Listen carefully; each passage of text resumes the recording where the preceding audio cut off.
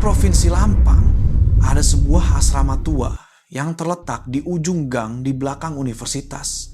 Asrama itu tampak biasa saja, tetapi penduduk setempat tahu betul bahwa tidak ada yang pernah tinggal di sana lebih dari 1 semester. Beberapa orang pindah karena mendengar suara langkah kaki sepanjang malam. Yang lain melarikan diri karena melihat bayangan seseorang di kamar mereka saat sedang sendirian. Salah satu kamar di sana, kamar 207, adalah kamar yang telah ditutup selama bertahun-tahun. Tidak ada yang tahu mengapa pemiliknya tidak menyewakannya kepada siapapun. Namun, pada suatu malam, seorang mahasiswa tahun kedua bernama Ned pindah ke sana tanpa mengetahui hal itu. Dan yang menantinya bukanlah teman sebelah kamarnya. Ned, seorang mahasiswa tahun kedua Fakultas Teknik, baru saja pindah dari luar kota ke Lampang agar lebih dekat dengan universitas. Ia memilih asrama di ujung gang karena biaya sewanya murah. Dan pemilik asrama hanya berpesan agar tidak membuat keributan di malam hari. Ketika Ned tiba, bangunan 3 lantai itu terlihat lebih tua dari yang ada di foto. Papan nama asrama itu sebagian sudah copot, hanya terbaca kata smile. Area parkir kosong, hanya ada satu mobil yang terparkir di sudut dinding, tertutup debu tebal seolah sudah lama tidak digunakan. Pemilik asrama adalah seorang wanita parubaya bernama Bibi Yao yang berbicara sopan tetapi dengan wajah datar. Ia mengantar Nat dan memberikan kunci kamar sambil berkata singkat, "Kamu bisa tinggal di kamar mana saja kecuali 207. Lampunya rusak, jadi Bibi tidak menyewakannya." Ned mengangguk tanpa berpikir macam-macam. Ia tinggal di kamar 205, tepat di sebelah kamar itu. Malam pertama, asrama begitu sunyi hingga suara detak jam terdengar jelas. Ned sedang membaca buku di tempat tidur. Lampu di koridor luar kamarnya berkedip-kedip dan suara angin berdesir pelan melalui celah jendela. Tepat tengah malam, terdengar suara seperti benda berat diseret di lantai. Datang dari kamar sebelah, kamar 207. Awalnya, ia mengira itu mungkin petugas kebersihan. Tetapi ketika ia pergi untuk memeriksa, ia melihat lampu di kamar itu menyala. Padahal sore tadi, Bibi Yao baru saja mengatakan lampunya rusak. Ned berdiri mendengarkan di depan kamar 2007. Di dalam sunyi, tetapi ada suara seperti orang berjalan berputar-putar pelan, seperti langkah kaki telanjang di lantai semen. Ia mengetuk pintu pelan. Ada orang di dalam? Tidak ada jawaban, tetapi lampu di dalam kamar berkedip sekali sebelum padam seketika. Ia kembali ke kamarnya dengan jantung berdebar kencang, tetapi masih mencoba untuk tidak berpikir yang aneh-aneh. Keesokan paginya, ia menceritakan hal itu kepada temannya yang bernama M. M tertawa dan berkata, "Kamu sedang disambut oleh asrama itu." Sore harinya, Ned turun untuk membayar tagihan listrik. Bibi Yao menatap wajahnya, lalu bertanya dengan suara datar, "Tadi malam lihat sesuatu?" Ned terdiam sejenak sebelum menjawab, "Tidak, Bu. Hanya melihat lampu kamar 207 menyala." Bibi Yao terdiam lama, lalu berkata pelan, "Jangan pedulikan. Lampunya suka menyala sendiri kalau angin kencang, tapi malam itu tidak ada angin sama sekali." Sekitar pukul 11 malam, Ned sedang bermain ponsel di tempat tidur. Terdengar suara brak, seperti ada benda jatuh dari lantai atas. Ia membuka pintu untuk melihat koridor kosong. Tetapi lampu kamar 207 menyala lagi. Kali ini bukan hanya lampu. Bayangan seseorang berdiri di balik tirai. Bentuknya terlihat jelas. Jantungnya berdebar kencang. Ia melangkah mundur tetapi masih mencoba memastikan apa yang dilihatnya.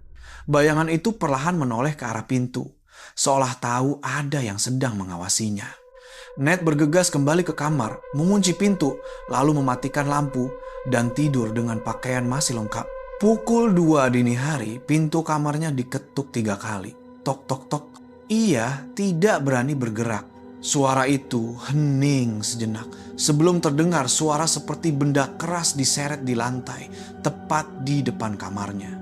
Suara seretan itu melewati kamarnya lalu berhenti tepat di depan pintu 205. Lampu di kamar itu padam. Seluruh gedung menjadi sunyi senyap. Kemudian sebuah suara terdengar lirih seperti seseorang berbicara pelan. Kamar sebelah kosong. Ia menahan napas. Suara itu melanjutkan dengan perlahan. Aku ingin tinggal di sebelahmu. Lalu semuanya hening. Ned duduk diam sepanjang malam hingga pagi. Ketika ia membuka pintu, ia melihat jejak kaki basah dari depan kamar 207 membentang panjang dan berhenti tepat di depan kamarnya. Dan yang paling membuatnya merinding adalah jejak kaki itu kembali masuk ke dalam kamar 207. Keesokan paginya, Ned berusaha bersikap seolah tidak ada yang terjadi. Ia pergi kuliah seperti biasa, tetapi pikirannya terus berputar pada jejak kaki basah yang dilihatnya.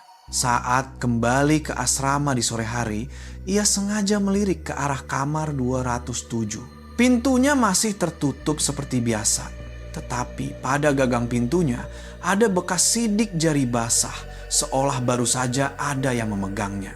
Ned menarik napas dalam-dalam, mencoba untuk tidak berpikir macam-macam. Ia kembali ke kamar, menyalakan kipas angin dan memutar musik pelan. Waktu berlalu hingga sekitar tengah malam. Ia hendak tidur, tetapi mendengar suara lirih dari dinding di kepala tempat tidurnya. Suara itu seperti orang bergumam, tidak jelas tetapi memiliki irama seperti orang berbicara. Ned menempelkan telinganya ke dinding. Suara itu menjadi lebih jelas. Suara seorang wanita berbicara perlahan dengan nada panjang, dingin. Ia segera menjauh, melihat sekeliling kamarnya. Suara itu masih terdengar. Kali ini bukan dari dinding, tetapi dari stop kontak di sudut kamar. Ned mendekat, suara itu masih terdengar. Nyalakan lampu. Dingin. Ia menyentuh saklar dan begitu lampu menyala, suara itu lenyap. Ia berdiri diam sejenak, jantungnya berdebar kencang sebelum berkata pelan seolah menenangkan diri. Mungkin hanya suara dari kamar sebelah. Tetapi kamar sebelahnya adalah kamar 207 yang tertutup rapat.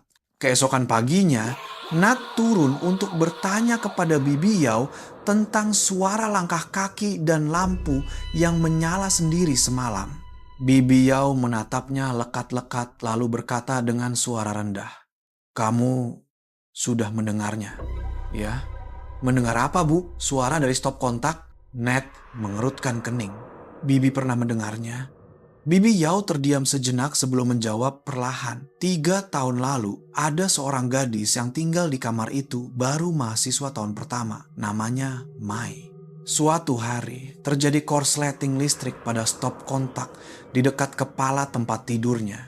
Tidak ada yang tahu sudah berapa jam ia meninggal. Saat ditemukan, tangannya masih memegang kabel listrik. Ned menelan ludah, seketika merasa kedinginan. Setelah itu, listrik di asrama sering padam. Lampu menyala sendiri di malam hari. Beberapa malam terdengar suara orang berbicara dari stop kontak. Jadi kamar itu harus ditutup. Tapi sepertinya dia masih belum pergi kemana-mana. Bibi Yao selesai berbicara lalu berjalan pergi meninggalkan Ned dalam keheningan. Malam itu, ia mencoba tidur lebih awal, tetapi rasa takut membuatnya tidak bisa terpejam. Sekitar pukul 11 malam, kipas angin tiba-tiba mati. Seluruh lampu di kamar padam total. Ned menggunakan ponselnya untuk menyalakan senter dan melihat asap tipis mengepul dari stop kontak di dekat kepala tempat tidurnya. Suara lirih terdengar lagi. "Panas, tolong." Suara itu begitu jelas hingga jantungnya berdetak tak karuan. Ned memutuskan untuk menjauh, tetapi tiba-tiba ponselnya mati sendiri. Kamar menjadi gelap gulita. Hanya tersisa suara desi seperti kain terbakar. Bau hangus menyengat di udara. Dan suara rintihan pelan terdengar di dekat telinganya. Sakit. Lampu kembali menyala. Semuanya hening seolah tidak ada yang terjadi. Tetapi Di dinding di atas stop kontak, ada bekas 5 sidik jari hangus, kecil, dan ramping seperti milik seorang wanita. Keesokan paginya, ia membuka video yang direkamnya semalam di ponsel. Video itu hanya menampilkan kegelapan, tetapi suaranya sangat jelas. Suara seorang wanita berbisik, "Tinggallah bersamaku." Dan suara terakhir dalam klip itu adalah tawa pelan sebelum lampu di seluruh gedung padam. Setelah malam ia mendengar suara itu, Nat mulai memperhatikan hal-hal aneh di kamarnya. Bau hangus masih tercium meskipun jendela sudah dibuka, dan lampu di kamarnya sering berkedip setiap kali tepat pukul 11 malam. Ia mulai kurang tidur hingga mengalami halusinasi. Teman-teman di kampusnya mengatakan wajahnya sangat pucat, tetapi Nat tidak berani memberitahu siapapun karena takut dianggap gila. Suatu malam, setelah pulang dari bimbingan belajar, ia menyalakan lampu kamar mandi dan menatap cermin. Pantulan di dalamnya tidak seperti biasanya. Lampu di kamar mandi adalah lampu neon, berkedip perlahan hingga membuatnya melihat bayangan orang lain berdiri di belakangnya. Seorang wanita berambut panjang dengan wajah tirus, tetapi yang menakutkan adalah matanya sama sekali tidak memiliki binar. Nat menoleh ke belakang, tidak ada siapa-siapa. Tetapi di cermin, wanita itu masih berdiri di sana. Ia mundur hingga menabrak dinding. Jantungnya berdebar begitu kencang seolah mau copot dari dadanya. Cermin mulai berembun seolah ada yang bernapas dari dalam, lalu sebuah kata perlahan muncul di embun itu. "Jangan buka." Nat menatapnya lama, tidak mengerti apa maksudnya. Tetapi tiba-tiba suara dari luar kamar terdengar. Suara klik seolah gagang pintu kamar 207 sedang diputar. Ia membuka pintu untuk melihat koridor sunyi, tetapi lampu kamar 207 menyala terang, lebih terang dari yang pernah ia lihat. Ia berjalan mendekat, tetapi cahaya dari celah pintu membuatnya silau, seolah ada sesuatu yang bergerak di dalam. Ia menempelkan telinga dan mendengar suara sendok jatuh ke lantai, diikuti oleh suara wanita yang berkata lirih, "Jangan buka." Kali ini suaranya jelas. Ia mencoba mundur, tetapi kakinya seolah tidak bisa bergerak. Pintu kamar 207 terbuka sendiri perlahan. Cahaya kuning dari bola lampu di dalam kamar menerangi seluruh lorong. Di dalam kamar tidak ada siapa-siapa, hanya sebuah cermin besar yang diletakkan di tengah ruangan, berhadapan langsung dengan pintu. Dan di cermin itu, ia melihat dirinya sendiri. Tetapi dalam pantulan itu, seorang wanita berdiri di belakangnya, di sudut yang dalam kehidupan nyata kosong. Nat perlahan mundur, tetapi bayangan di cermin tidak ikut bergerak.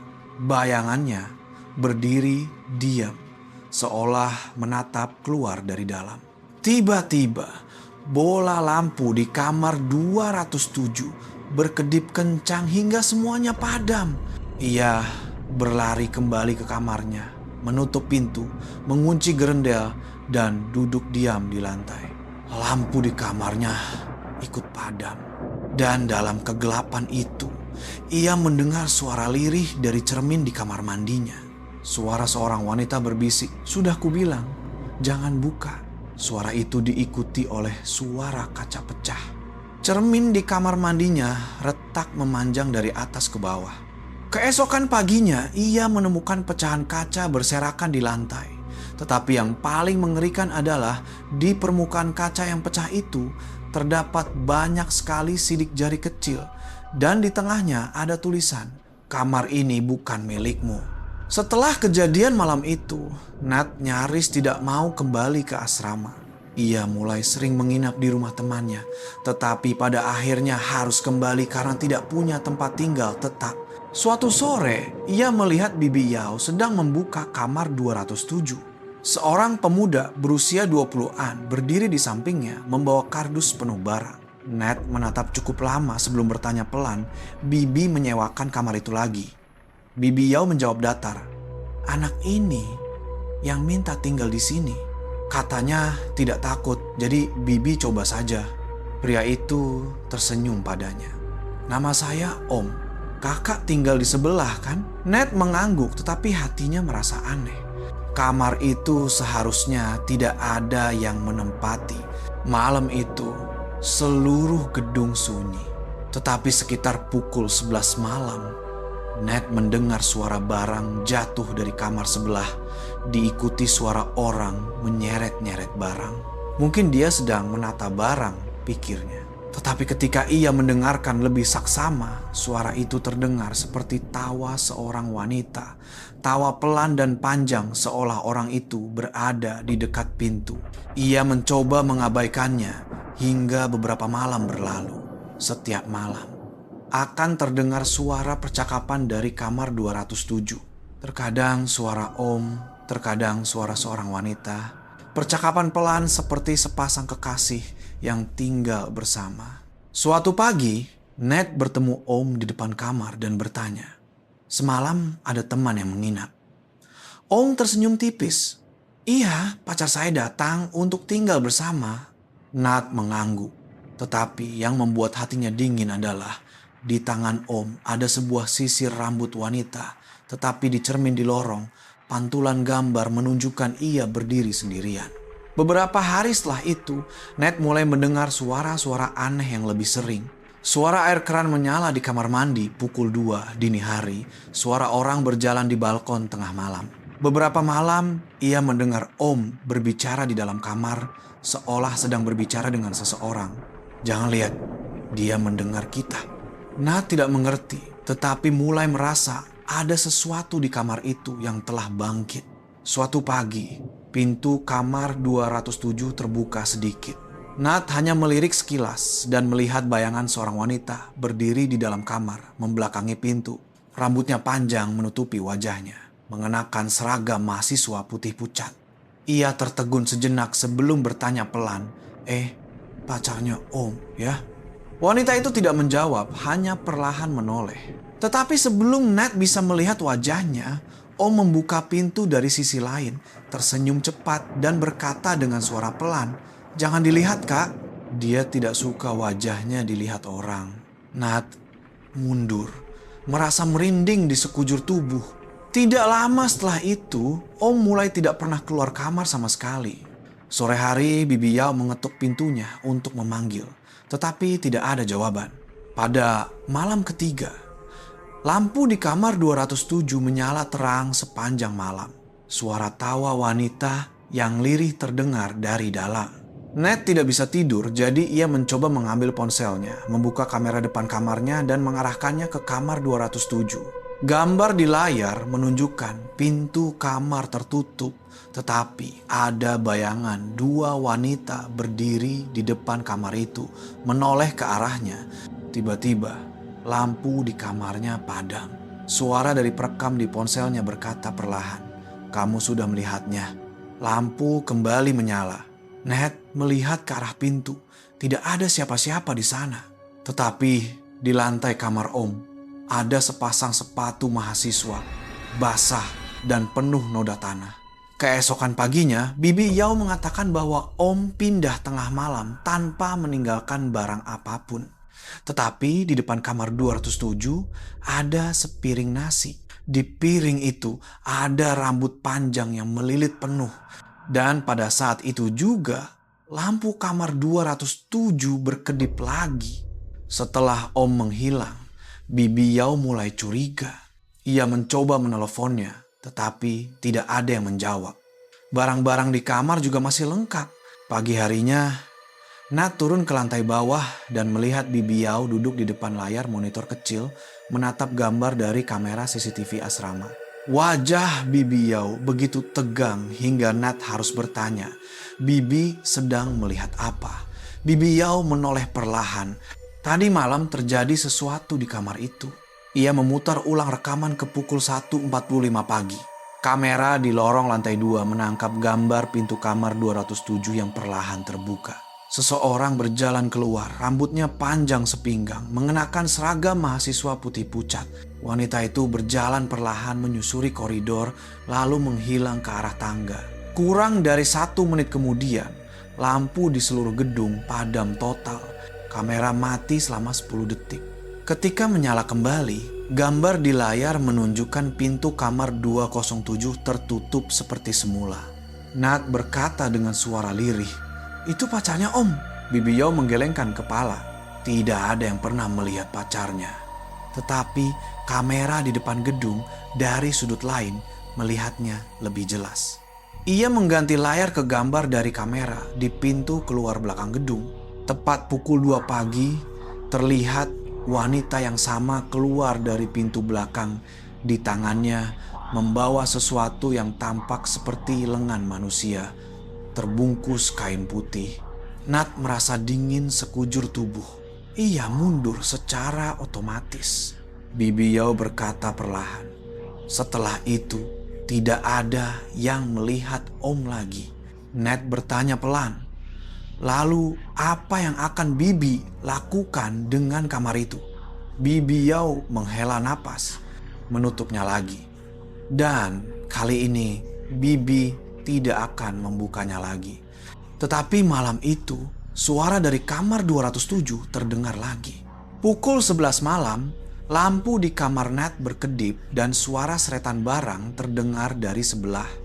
Ia tahu seketika bahwa suara itu berasal dari kamar itu. Nat menempelkan telinganya ke dinding dan mendengar suara berkata, "Sudah kembali." Suara itu tertawa pelan, seolah senang bisa pulang. Nat segera bangkit, membuka pintu kamarnya untuk melihat. Koridor gelap gulita, hanya ada cahaya kuning yang menyelinap dari bawah pintu kamar 207. Ia melihat sesuatu bergerak di bawah pintu, seperti bayangan kaki orang yang berjalan mondar-mandir. Langkah kaki itu berhenti tepat di depannya sebelum terdengar ketukan dari dalam. "Tok, tok, tok." "Buka," kata suara itu perlahan. "Barangnya ada di sini." Nat tahu ia seharusnya tidak melakukannya. Tetapi seolah ada kekuatan yang menariknya untuk mendekat. Tangannya mengulurkan untuk menyentuh gagang pintu. Rasanya dingin sedingin es. Tiba-tiba seluruh lampu di koridor padam. Suara tawa seorang wanita terdengar di samping telinganya. Sudah kembali. Ia mundur menabrak dinding terengah-engah. Lampu kembali menyala, tetapi pintu kamar 207 terbuka setengah. Dalam kegelapan, ada sebuah kotak plastik bening tergeletak di depan pintu. Nat menatapnya sejenak sebelum membungkuk untuk melihat lebih dekat.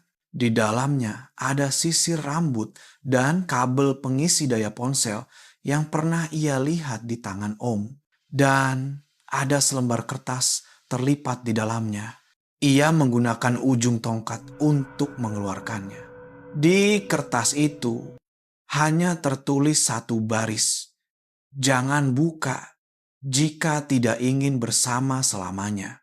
Nat segera melempar kotak itu, berlari kembali ke kamarnya, mematikan lampu, dan duduk diam di lantai sepanjang malam. Tetapi sebelum fajar, ia mendengar ponselnya sendiri bergetar. Layarnya menyala. Nomor yang menelepon tidak ada namanya, tetapi menampilkan pesan, "Mei kamar 207. Keesokan paginya, Nat terbangun dengan jantung yang masih berdebar kencang. Ia memeriksa ponselnya lagi. Riwayat panggilan masuk semalam masih ada. Mei kamar 207. Waktu panggilan 03. Ia mencoba menelepon kembali, tetapi sistem mengatakan nomor ini tidak terdaftar. Nat meletakkan ponselnya, mencoba berpikir rasional, tetapi hatinya tahu betul bahwa sesuatu di kamar itu masih mencoba menghubunginya. Sepanjang hari, ia melamun, tidak berani melihat ke arah pintu kamar 207 lagi. Tetapi malam itu, ponselnya bergetar lagi, tepat pukul 12.13 malam. Nama yang sama muncul lagi, Mei kamar 207. Nat ragu-ragu selama hampir setengah menit sebelum memutuskan untuk menjawab panggilan itu.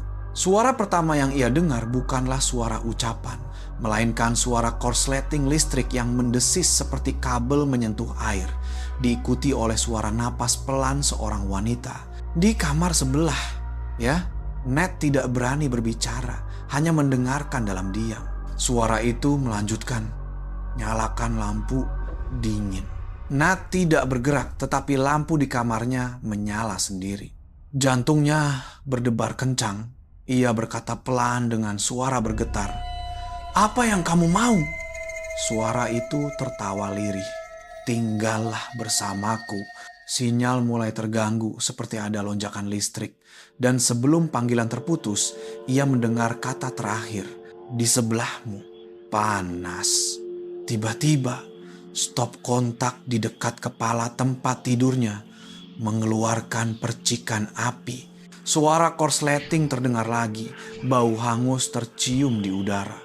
Nat segera menjauh dari tempat tidur, mencabut semua colokan, tetapi masih mendengar suara lirih seperti orang bergumam di samping telinganya. "Aku sakit." Ia segera berlari keluar kamar, turun dan mengetuk pintu Bibi Yao. Bibi Yao membuka pintu dengan wajah mengantuk, tetapi begitu melihat wajah Nat, ia tahu itu terjadi lagi. "Kamu menjawab panggilannya, kan?" Nat terdiam. Bibi Yao berkata perlahan, "Jangan pernah menjawabnya lagi." Karena semua orang yang menjawab panggilan dari nomor itu tidak pernah lagi mendengar suara dunia ini. Nat bertanya dengan suara gemetar, "Apa maksudnya, Bi?" Bibi Yao menghela napas. "Sebelumnya, ada seorang mahasiswa tahun pertama yang tinggal di kamar sebelah sepertimu. Dia juga menerima panggilan dari nomor itu. Setelah itu, dia menghilang. Ponselnya masih ada, tetapi kartu SIM-nya meleleh seperti terbakar." Nat terdiam. Gambaran di kepalanya adalah bekas sidik jari hangus di dinding yang ia lihat malam itu. Bibi Yao melanjutkan, "Kamu harus pindah sebelum hari Jumat ini." Nat mengangguk seketika. Ia tidak ingin tinggal di sana lagi, bahkan untuk satu malam pun. Tetapi malam itu, saat ia sedang berkemas, ponselnya berdering lagi. 03, nama yang sama muncul. Mei kamar 207. Seluruh tubuhnya gemetar. Ia mencoba mematikan ponselnya, tetapi layarnya tidak mau mati. Lampu di kamarnya mulai berkedip. Suara di telepon terdengar sendiri. Mau lari kemana? Nat melempar ponselnya ke lantai, tetapi suaranya masih terdengar keluar dari pengeras suara meskipun panggilan tidak dijawab. "Jangan tinggalkan aku." Suara itu melirih seperti sedang menangis, lalu diikuti oleh suara korsleting listrik lagi, begitu kuat hingga bola lampu di kamarnya pecah. Ia menunduk melihat ponselnya. Layarnya gelap total, tetapi sebuah pesan baru muncul dengan sendirinya. "Tinggallah bersamaku seperti saat itu." Nat menyambar ponselnya dan berlari keluar dari asrama seketika. Di kepalanya hanya ada suara wanita yang berulang-ulang, "Tinggal bersama, tinggal bersama." Ketika sampai di depan asrama, ia menoleh ke belakang untuk terakhir kalinya. Semua lampu di gedung padam total, kecuali satu kamar, kamar 207. Dan di jendela lantai 2, bayangan seorang wanita berambut panjang berdiri menatap ke bawah, memegang ponsel di telinganya. Senyum tipis muncul di wajahnya sebelum seluruh gedung menjadi gelap gulita. Setelah malam itu, Nat tidak pernah kembali ke asrama itu lagi. Ia menginap di rumah temannya selama beberapa hari, tetapi bayangan wanita di jendela kamar 207 terus menghantui pikirannya. Akhirnya, ia memutuskan untuk kembali ke asrama bersama 2 orang petugas polisi dan Bibi Yao, pemilik asrama. Bibi Yao memegang kunci di tangannya, tetapi sepertinya ia sangat enggan untuk kembali ke sana. "Saya ingin memastikan tidak ada apa-apa lagi di dalam sana," kata Nat perlahan. Bibi Yao menghela napas. Sesuatu seharusnya tidak pernah dibuka lagi. Mereka naik ke lantai 2. Suasananya terasa sangat dingin. Padahal saat itu sore hari, ketika sampai di depan kamar 207, Nat melihat pintu yang dikenalnya. Pintu itu tertutup rapat dengan rantai dan disegel oleh stiker dari pemerintah kota. Karena setelah insiden beberapa tahun lalu, kamar ini dilarang keras untuk dimasuki. Petugas menggunakan pemotong untuk memutus rantai. Bau apek dan asap hangus yang sudah lama segera tercium.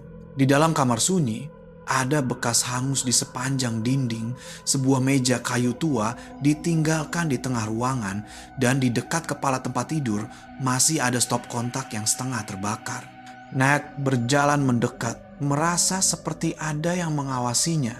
Salah satu polisi memeriksa sekitar sebelum berkata, "Ini aneh." Ia menunjuk ke dinding di bagian dalam. Tidak seperti kamar lain di gedung ini. Dindingnya seperti ditambahkan belakangan.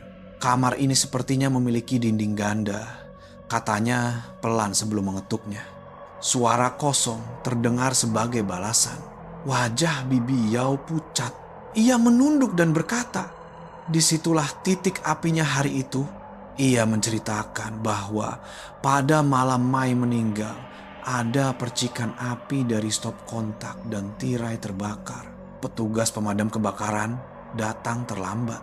Gadis itu terperangkap di dalam kamar. Tidak ada yang berani masuk karena listrik di seluruh gedung padam. Ketika semua sudah tenang, hanya ditemukan jasadnya di kepala tempat tidur dan ponsel yang setengah meleleh. Seorang polisi menyinari lantai dengan senter dan menemukan bahwa lantai semen di area itu masih memiliki retakan berbentuk lingkaran, seolah ada sesuatu yang terkubur di bawahnya. Ketika digali, ditemukan sebuah ponsel tua. Warnanya meleleh dan hitam, tetapi kartu SIM-nya masih terpasang. Polisi memasukkannya ke dalam kantong bukti. Nat merinding karena ponsel itu mirip dengan yang meneleponnya semalam. Ia menoleh untuk bertanya pada Bibi Yao. Lalu di denah gedung, posisi kamar ini di mana, Bi? Bibi Yao tidak menjawab, tetapi polisi lain membuka dokumen yang ia bawa. Itu adalah denah asrama yang diterima dari pemerintah kota. Ia menunduk melihatnya, lalu mengerutkan kening. Aneh sekali, katanya. Ia meletakkan kertas itu di atas meja dan menunjukkannya. Di denah, nomor kamar berurutan dari 201 hingga 206, lalu melompat ke 208. Tidak ada kamar 207 sama sekali. Nat merasa seluruh tubuhnya dingin. Ia mengangkat wajahnya, menatap pintu di hadapannya. Papan nama kamar 207 masih terpasang, tetapi ketika petugas mengusap debunya, angka itu mulai terkelupas. Di bawah papan nama itu ada nomor aslinya, 205. Itu adalah nomor kamar Nat sendiri. Suasana di kamar menjadi sunyi senyap. Semua orang saling berpandangan. Bibi Yao berkata pelan, "Aku juga tidak tahu sejak kapan itu menjadi kamar itu. Tapi sejak kebakaran hari itu, orang yang tinggal di kamar sebelahnya akan melihat lampunya menyala sendiri setiap malam." Tiba-tiba, suara bip pelan terdengar dari saku polisi. Ponsel yang ditemukan tadi menyala sendiri. Layarnya terang. Huruf-huruf muncul perlahan. "Tinggallah bersamaku." Lampu di dalam kamar berkedip. Suara korsleting listrik terdengar lagi. Semua orang berlari keluar kamar. Bibi Yao membanting pintu hingga tertutup. Di dalam masih terdengar suara seorang wanita berbicara pelan. Suaranya menyelinap keluar dari celah papan kayu. "Matikan lampu, aku kedinginan." Suara itu mengikuti mereka hingga ke ujung koridor sebelum seluruh lampu di gedung padam serentak. Setelah hari itu, asrama Smile ditutup secara permanen. Pemerintah kota memasang papan kayu di sekeliling bangunan dengan tanda area berbahaya. Tidak ada yang masuk lagi, termasuk Nat. Ia segera pindah, tetapi sejak saat itu, hidupnya tidak pernah sama lagi. Beberapa malam tepat pukul 12,13, ponselnya akan bergetar meskipun tidak ada panggilan masuk, tetapi di layarnya akan muncul pesan, "Tinggallah bersamaku." Nat mencoba mengganti nomor baru, tetapi pesan itu tetap muncul meskipun ponselnya tidak memiliki kartu SIM. Ia mencoba melupakan segalanya sampai suatu hari polisi meneleponnya, mengatakan ingin ia melihat barang bukti yang ditemukan di kamar. Nat ragu-ragu cukup lama sebelum memutuskan untuk pergi. Di dalam kotak barang bukti ada ponsel yang setengah terbakar, kabel pengisi daya yang meleleh, dan serpihan logam yang mirip sisa stop kontak. Petugas mengatakan bahwa sebelum asrama itu akan dirobohkan, seorang teknisi listrik masuk untuk memeriksa dan mendengar suara lirih dari stop kontak itu. Suara seorang wanita yang berulang kali berkata, "Aku di sebelahmu." Ned terdiam, tidak mengatakan apa-apa karena ia sendiri pernah mendengar kalimat itu. Sebelum pulang, petugas bertanya kepadanya, "Waktu kamu tinggal di sana, kamu melihat kamar 207 kan?" Ned mengangguk pelan. Tetapi petugas itu menjawab, "Di semua rekaman CCTV, tidak ada gambar kamar itu sama sekali." Ia tertegun, tidak berani mengatakan apa-apa lagi. Setelah itu, ia sering berpindah tempat tinggal. Tidak pernah tidur di kamar yang dekat dengan koridor. Tidak pernah membiarkan stop kontak menyala di malam hari. Tetapi terkadang, saat melihat cermin di kamar mandi, ia akan melihat bayangan seorang wanita berdiri di belakangnya, di sudut paling gelap dari pantulan itu. Tidak berbicara, tidak bergerak, tetapi akan tersenyum seolah sedang menatapnya. Suatu malam, ia memutuskan untuk memasang kamera di ujung tempat tidurnya, ingin membuktikan bahwa semuanya sudah berakhir. Keesokan paginya, ketika ia memeriksa klip video, gambarnya diam hampir sepanjang malam hingga pukul 12.13. Lampu di kamar berkedip. Suara seorang wanita berkata dengan jelas, "Tinggallah bersamaku," diikuti oleh suara korsleting listrik yang mendesis, dan gambar pun padam. Itu adalah hal terakhir yang terekam, karena setelah itu Ned menghilang. Polisi hanya menemukan ponselnya tergeletak di tempat tidur. Layarnya menyala dengan satu pesan, "Mei kamar 207, panggilan tak terjawab." Tidak ada yang tahu kemana Ned pergi atau apakah ia masih hidup. Tetapi setiap malam, tepat pukul 12 sampai 13, lampu di gedung tua itu akan berkedip menyala hanya di satu kamar. Dan di jendela lantai 2 masih terlihat bayangan seorang wanita berambut panjang berdiri di samping seorang pria. Keduanya menoleh ke arah jalan. Di tangan wanita itu, sebuah ponsel dipegang di dekat telinganya, bersamaan dengan suara lirih yang menyelinap keluar dari udara. Belum mematikan lampu lagi ya.